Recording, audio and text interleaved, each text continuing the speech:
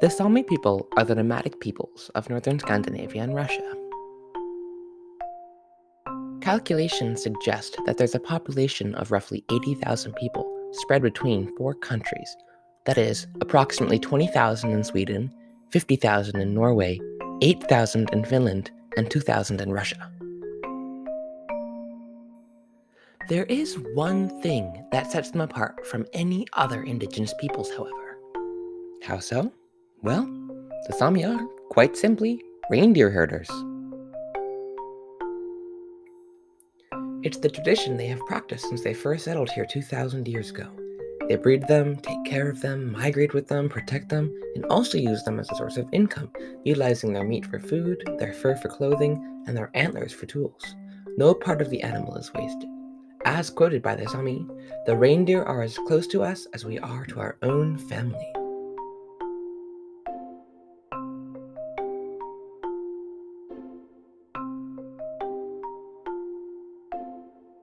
However, these people's ways of living are in danger.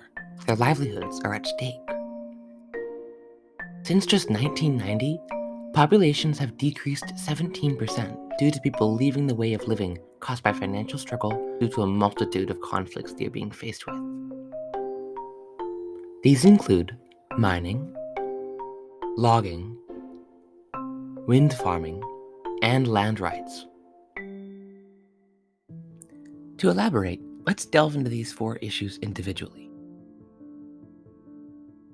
In Scandinavia, mining is a detrimental issue that quite honestly isn't only affecting the Sami. This is due to its causing land to collapse, destroying extremely historic towns. Nonetheless, it is still a massive problem these indigenous people have been dealing with for much longer than needed. But why is it such a big issue for them? In northern Sweden lies a great example. British mining companies such as Beowulf are trying to mine ore in vital reindeer herding land, affecting the tender habitat these creatures rely on. Reindeers are unique due to how they survive in snowy sub-zero temps by eating snow and lichen that grows on trees. The Sami respond by protesting, only to be broken up by the Swedish police. The first one removed from the crowd, an 85-year-old Sami woman. Second, we have logging. Logging is also a detrimental issue to the Arctic Circle as a whole. However, it most assuredly affects the Sami gravely. While done sustainably and debatably better than any other parts of the world, logging is hugely utilized as a source of income in the Scandinavian area of Europe. But how and why is logging an issue for the Sami?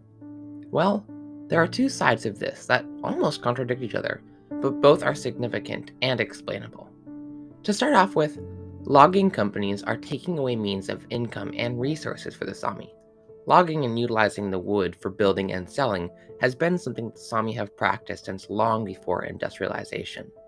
But with big companies like Sveaskog Forestry Company, who had planned to clear nearly 700 hectares of forest, which is roughly equivalent to 1,000 football fields, corporations are causing big problems for the Sami and their reindeer by taking away the ability for them to log.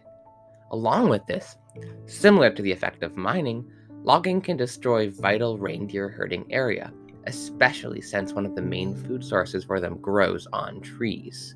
This is also the issue with both wind farming and land rights. The Sami are purely losing their land, the thing most important, the survival of their means of income and life.